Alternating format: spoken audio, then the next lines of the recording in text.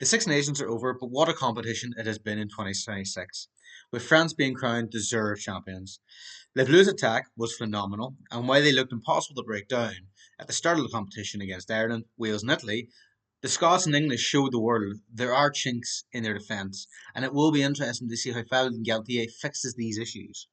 Meanwhile, there has to be a special word for Louis Biabire and his prolific nature, with the winger set to be nominated for Player of the Championship.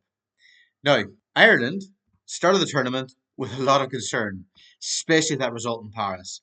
But Stuart McCluskey took the team to new levels and carried the rest of the team with him as he brought confidence to Andy Farrell's side, and they grew into that competition. A famous victory in Twickenham and then a Triple Crown winning performance in Dublin against Scotland has left them in a fine place moving forward. Meanwhile, Scotland have once again shown they are Scotland. A loss to Italy before a typical victory over the English in the Calcutta Cup, before a lucky win over the Welsh. They've shown previously they've had France's number, and he did so again with a record score against them in Murrayfield. But then their bogey team of Ireland came up once again, where they inflicted a 12th defeat in a row. More pain for Gregor Townsend's side.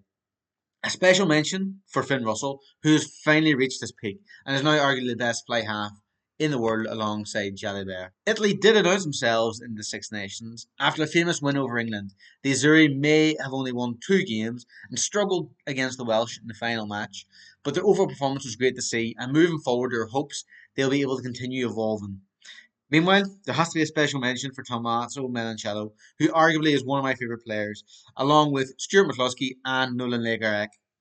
Now, I want to talk about Wales first, who've shown signs of life under Steve Tandy, especially that win over Italy in the last game, where they've shown that moving forward, the Six Nations could be a competitive experience with all six teams being able to beat each other.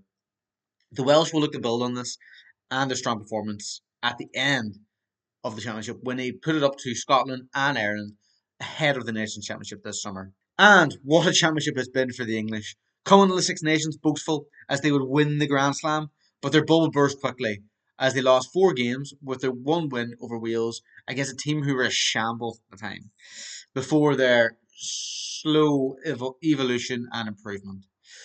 England are in crisis, I would still say so, and they will need to improve a lot in the Nations Championship, as one decent performance in Paris against the French, while positive, will not paper over all the cracks. Overall, it was a great competition and one we'll all remember, I'm sure.